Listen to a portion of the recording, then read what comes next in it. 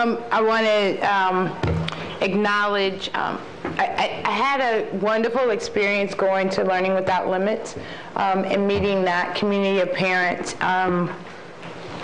because, you know, people say all kinds of things and make all kinds of assumptions about, you know, who organizes parents and, you know, you're feeding the parents and they're not really speaking for themselves. And I just want to say to, in particular, the parent leader, Kathy Cash, and other parents that were at the table, I just, again, want to acknowledge your courage and your leadership and stepping out there, and that this being for our unified school district, how important it is to have parent voice, and that I remember my work began there when this school went into state receivership. I mean, that was the place where I actually felt like what I had to say mattered, and is why I continually showed up and actually sit in this seat right now. So I just want to encourage you to continue to advocate. In that regard, I actually feel like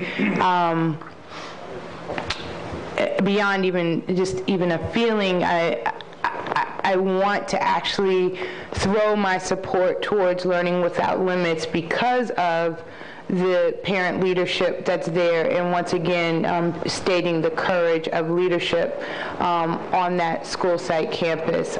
So I hope that as we are in this process of learning, because tomorrow, right, we'll start a new journey together. Supposedly one that people are saying that they're open to and they've been open to, and we're not really speaking the truth around it. So I'm waiting for tomorrow to come when we really do stop wishing and start making some things truly happen. The 4 autonomies are very critical, but I think it's interesting when we were Betty Olson-Jones you were about to do your explanation, and we got to the hardest one, and you didn't have enough time, so I hope the next time you'll start there, because I think that the issues around staffing, it's not about trying to bash teachers, it's not about trying to degrade this profession. I strongly wish and encourage and hope that teachers actually have the opportunity to do their craft. I think that that's one of the biggest problems that we actually have in this district, is that teachers aren't allowed to actually be their most creative selves with our young people. So I hope that we'll start with the staffing issue. You know, last in, first out, is that it? Those are things that we need to be talking about. Mutual matching, we need to talk about. And again, I know that a lot of people feel like the lights are on, but nothing's really here, and we're not doing our best work. I would say take some focus off of us and get focused on the issue.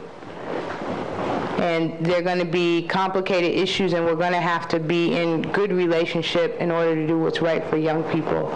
So tomorrow is a new day, and I'm looking forward to it, God willing, to do the work to make some difference for all of the young folks.